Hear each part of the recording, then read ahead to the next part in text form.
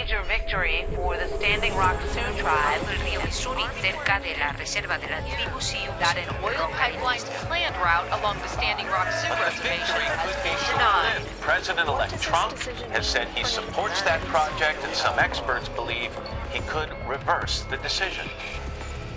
Hello, I'm Richard Gisbert, and you're at The Listening Post. Here are some of the media stories we're covering this week. Access Pipeline denied. The protesters in North Dakota get some traction and some coverage at last.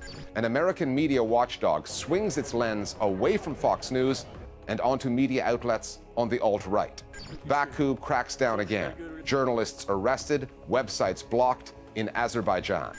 And Benjamin Netanyahu and the Israeli news media. It's a battle for control, and journalists there are using some of the Prime Minister's words against him. It was described as the longest-running protest in modern American history, although you would not have known that from the scant media coverage, and it eventually made a difference. An oil pipeline through the U.S. Midwest will be rerouted, and a group of Native American tribes, backed by thousands of supporters, have succeeded, for now, in protecting their water supply and some sacred burial grounds. The turnaround, both the decision and the increased media interest thereafter, exposed just how poorly this story had been covered until that point. There were some logistical challenges. The protest camp is a long way from the media centers on both coasts, but the lack of coverage went much deeper than that, reflecting at least two institutional biases in the U.S. news media against environmental issues as well as stories about Native Americans. However, a recent pair of events changed the entire story arc. Both involved another institution the media tend to treat more favorably, the U.S. military. The first was a show of support, solidarity from veterans, men and women who had spent time in uniform. Then the U.S. Army's Corps of Engineers, for environmental reasons, denied the construction company permission to route the Dakota Access Pipeline through a lake. This is a multi-layered story, and when you peel away some of those layers, it's a case study on the kinds of issues where the American news media frequently fall short. Our starting point this week is the Standing Rock Indian Reservation in North Dakota.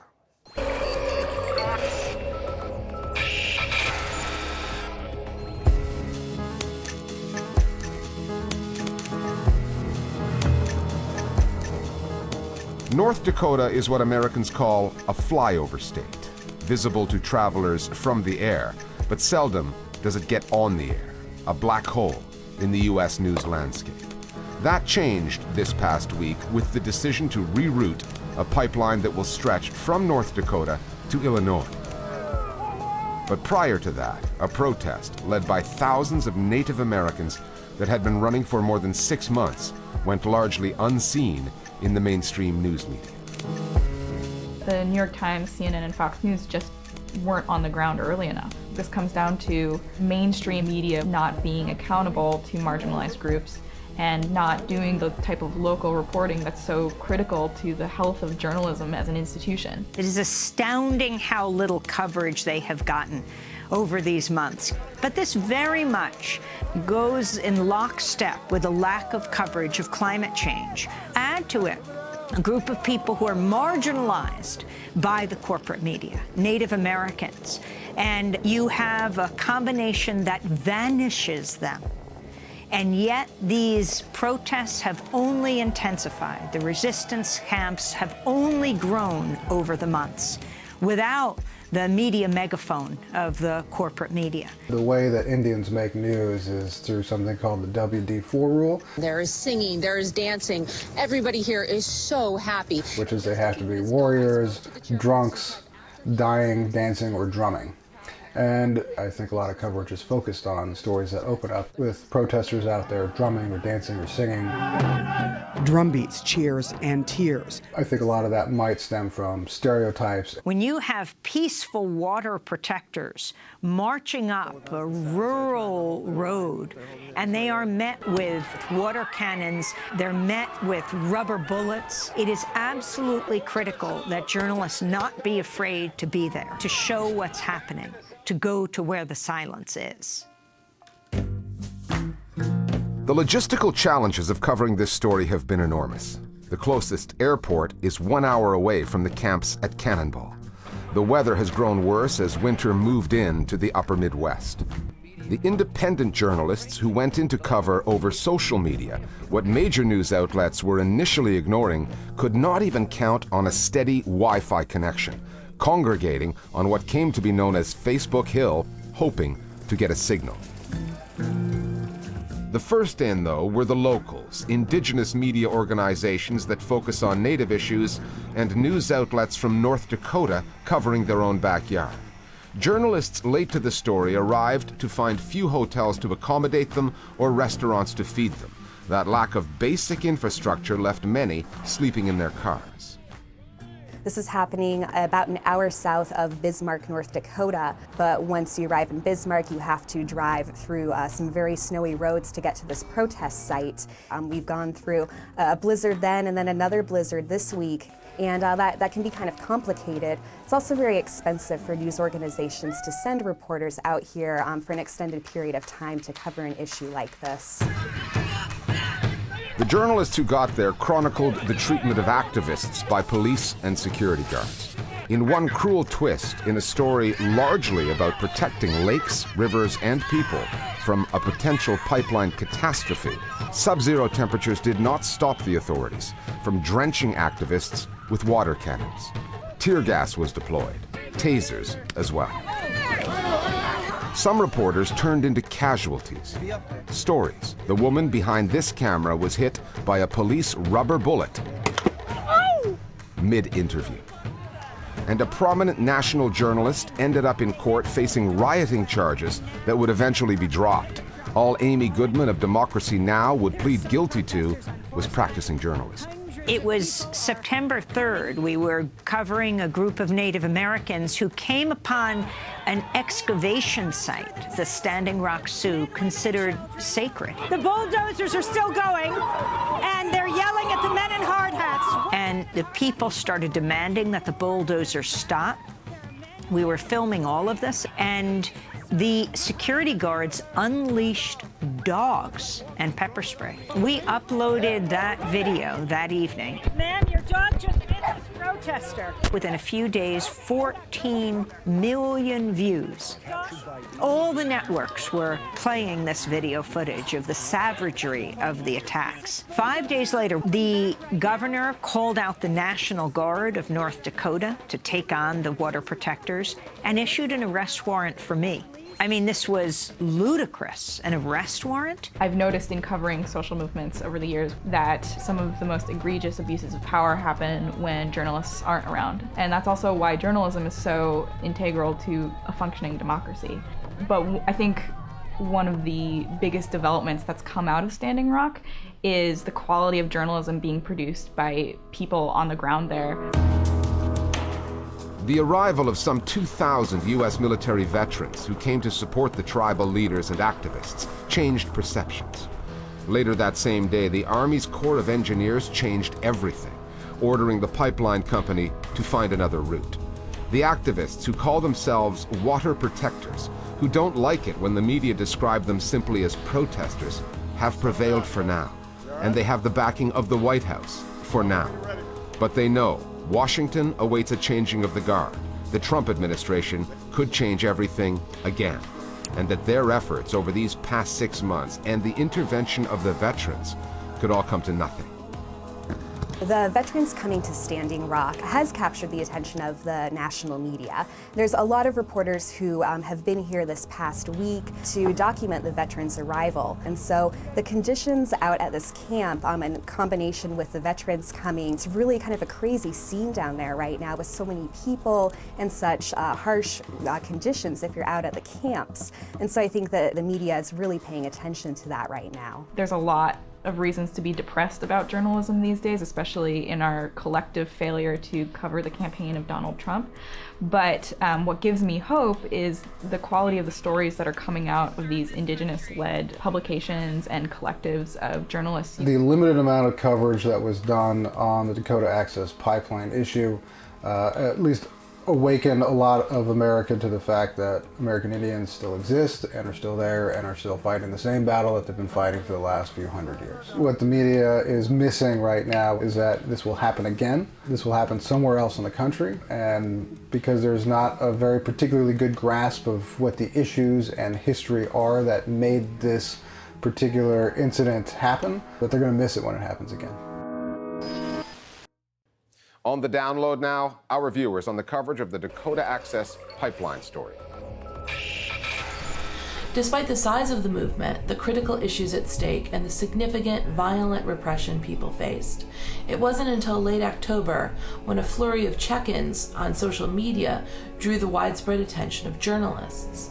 However, their coverage at the time focused on misguided social media slacktivism rather than addressing substantive issues. Mostly white militarized police were attacking real natives over oil at Standing Rock, as the local media stirred hatred and the mainstream mostly ignored it. The majority of police, prosecutors, judges, the media heads are all white. In society and in news, they don't want anything or anyone who threatens that status quo to be shown. The indigenous-led movement at Standing Rock is doing just that. Other media stories that are on our radar this week. The government of Azerbaijan has been busy recently, bringing the media there to heel. 3 journalists have been arrested, 2 leading news websites have been blocked, and there's a new law dealing with defamation. Late last month, independent journalists Afgan Sadiqov, the editor of website Azel.tv, Timur Karimov, a reporter at the Canal 13 website, and Zamin Gaji from the Yeni Musafat newspaper were all arrested by security forces. Both Sadiqov and Karimov were accused of aggravated assault after, they say, they were attacked by some unidentified individuals who then filed complaints against the journalists. Then the authorities in Baku blocked access to the US-funded websites of Radio Free Europe, Radio Liberty, and Voice of America for a few days. The websites are popular with Azerbaijanis since they are amongst the few outlets still prepared to report critically on the government. The new online defamation law makes insulting the president on social media a criminal offense. Offenders using fake accounts could face fines and up to 3 years in jail. There are also penalties in place for those writing in their own name. Over the past few years, dozens of journalists in Azerbaijan have ended up behind bars for criticizing the government. Bahrain has denied access to a reporter from the Al Jazeera media network, blocking him from covering a summit meeting of the Gulf Cooperation Council, the GCC, in the country's capital, Manama. On the 6th of December, journalist Jamal Ashayel was refused entry at Bahrain International Airport for reasons yet unspecified. Unfortunately, the authorities there prevented Al Jazeera from entering to cover this. Al-Shayel said that Al Jazeera had applied for accreditation well in advance and followed all the necessary procedures. The Qatar-based network then issued a statement saying this wasn't the first time that Bahrain has denied reporters access without providing convincing reasons. The New York-based Committee to Protect Journalists said it did not have details on this particular incident, but it said Bahrain has jailed journalists, repeatedly cracked down on local and international coverage of protests, and banned international journalists from covering human rights abuses in the kingdom. Bahrain's information ministry has not returned repeated calls and emails seeking comment.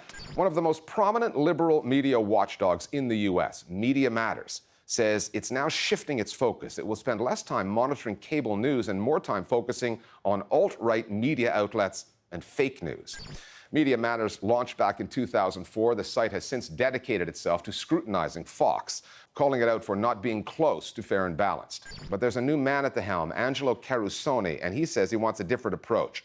There was a period of time in which we were, rightfully so, described as Fox antagonists. Now our mission is to be principally focused on the value of journalism.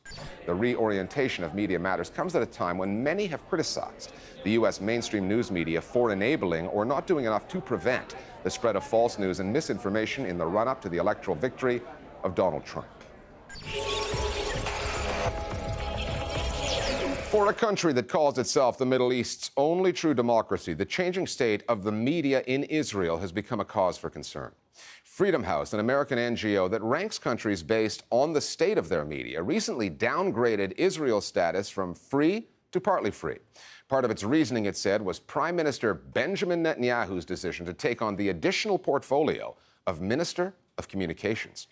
To say that Netanyahu has taken a hands-on approach with the Israeli news media is to sell his efforts short. He seems to want a new publicly owned television channel, which has been 2 years in the making, scrapped before its first broadcast. Netanyahu has also taken to writing long letters of complaint to individual journalists whose criticisms he cannot abide. The Prime Minister paints himself as a victim of a hostile press, even though the most widely read newspaper in the country constantly sings his praises, and it's bankrolled by an American billionaire who is happy to run that paper at a loss as long as it props up his man. The Listening Post's Will Young now from Tel Aviv on the Prime Minister who doubles as Israel's media watchdog.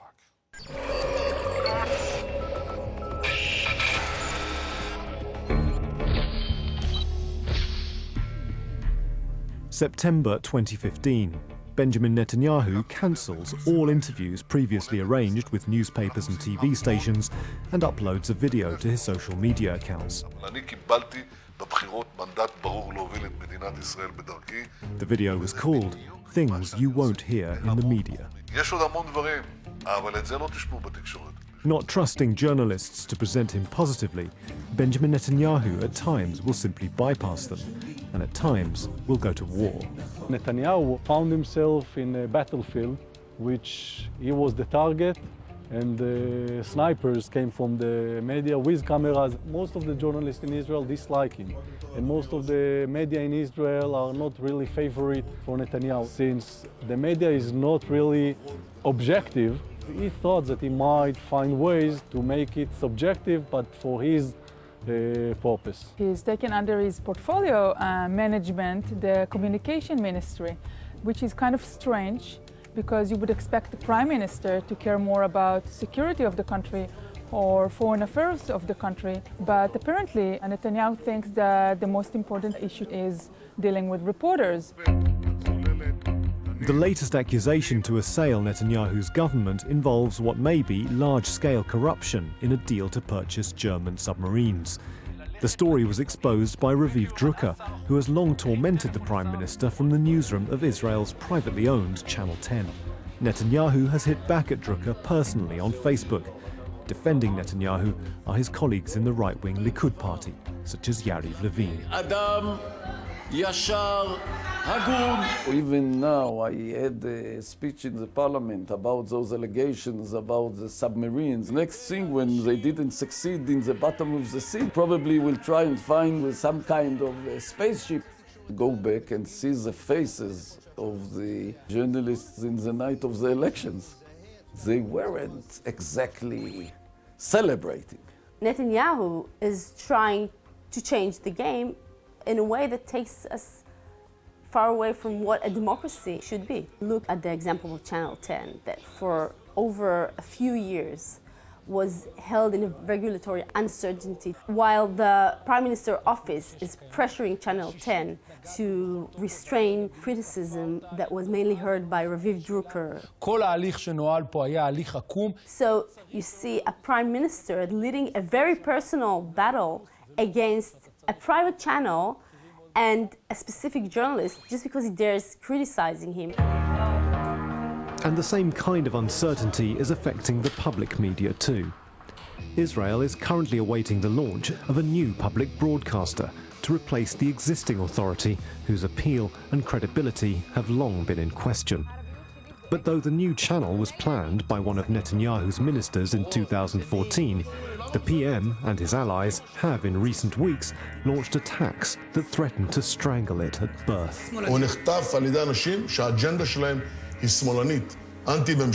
What should have been a public and very open broadcasting authority is becoming more and more, again, one-sided, with people, especially in the management and in the places that they can influence the overall content in a way that we are receiving something that is even worse than what we have now. This whole body is already in the process of starting to broadcast and recruiting journalists. And all of a sudden, Netanyahu, at this dramatic moment, is trying to interrupt that. The aim is to maintain political power over the public media. So the public media does not belong to the public, it belongs to the Prime Minister. In Israel's print media, Netanyahu, known to both friends and enemies as Bibi, already has the upper hand. In 2007, a new daily newspaper came to town, Israel Hayom, whose owner, US billionaire Sheldon Adelson, is a staunch Netanyahu supporter and is rich enough to keep the free newspaper afloat despite losses of an estimated $3 million a month. Israel Hayom, which now has nearly 40% of Israel's shrinking newspaper market, is commonly derided as Bibiton, or Bibi's paper, since critics see in it an obvious pro-Netanyahu bias. Israel Hayom's closest rival, Yediot Ahronot, used to be so successful that it was officially declared a monopoly. Now it's fighting to catch up. Igal Sarna is a columnist for Yediot. He himself has been sued by Netanyahu for posts on Facebook. Of course, my newspaper was the biggest, but there was a competition. There was Haaretz, there was other newspapers, there was Ma'ariv, and now there is only one that doesn't act according to normal rules. When you look at this paper, you think that Bibi is the editor. A huge newspaper with a huge amount of money to lose, and the other newspaper has to fight for their lives. And it's a disaster for the press. We had a bully in the neighborhood, Yediot Ahronot. Netanyahu just brought a bigger bully to the neighborhood, a stronger one. Israel Hayom is surely not a newspaper. It employs journalists, it calls itself a newspaper, but it doesn't follow any of the rules of the profession as we know it. Even with Israel's largest circulation daily newspaper firmly on his side, Benjamin Netanyahu portrays himself as a man under attack, a man whose achievements go unrecognized and even whose wife is not spared the barbs of biased journalists. So is it a paradox that arguably the most powerful man in Israeli politics sees himself as the victim of a hostile press? Or is it a political calculation? Even the Prime Minister has the right to criticize the press, which I just did. It's very easy for right-wing politicians here or elsewhere in the world to treat the media as biased to the left. You need a constant enemy. It used to be the Iranian threat. A red line should be drawn right here. Or maybe the Palestinian threat. I think overall in Netanyahu's mind, the way to get voters into the polls is being in a constant fight with reporters. Settlers and right-wing voters, low socioeconomic levels inside Israel, for many years felt that they have no voice in the Israeli media. They are watching journalists on TV that really do not represent them. They read newspapers with columns of journalists that don't really talk to them. For Netanyahu, it's half strategy and half obsession. He will blame the media for many things. Part of them are true, part of them are not. At the end of the day, there is a mix between his own passion and between his deep understanding that the media is a good tool for elections. Finally, Prime Minister Netanyahu really does take bad press to heart. And when an investigative reporter from Israel's Channel 2, Ilana Dayan, sent him a few questions about the inner workings of his office, he sent back a personal note, and it was no love letter, more like hate mail. Dayan then read the note on the air, all 6 minutes of it. And within days, a group of top Israeli journalists from both the left and the right showed where they stand on this kind of thing by recording their own version of the Prime Minister's letter and putting it online. We've cut it down, but you'll get the message. And we'll see you next time here at The Listening Post. הגיע הזמן להסיר את המסכה מעל פניה של אילנה דיין, שהוכיחה פעם נוספת שאין לה אפילו טיפת יושרה מקצועית. אילנה דיין היא בין המובילים של הקמפיין המתוזמר נגד ראש הממשלה בנימין נתניהו. התוכנית של הערב אינה אלא תשדיר תעמולה פוליטי נגד ראש הממשלה ורעייתו, שכולו מחזור של רכילות מסולפת ושקרים מרושעים. סטלת העיתונאית של אילנה דיין היא בעיקר מסווה של תעמולה פוליטית. אילנה דיין היא אשת שמאל קיצוני. להתיישבות היהודית ביהודה ושומרון מתייחס דיין כאל גזל קרקעות. בעיתון הקיצוני הארץ, דיין מוצאת מקור של נחמה ושל שפיות. הציבור הרחב איבד כבר מזמן כל אמון בגופי התקשורת המרכזיים, שהתירו כל רסן בתעמולה שלהם נגד ראש הממשלה ונגד ממשלת הליכוד. תוכניתה של דיין הערב מדגימה היטב מדוע שוק התקשורת חייב לעבור רפורמה. ראש הממשלה נחוש לפתוח גם שוק זה לתחרות שתוסיף לגיוון וריבוי דעות לצד שידור ציבורי ממלכתי ויעיל. גם אם אילנה דיין תמשיך את שידורי התעמולה שלה נגדו פעמיים בשבוע.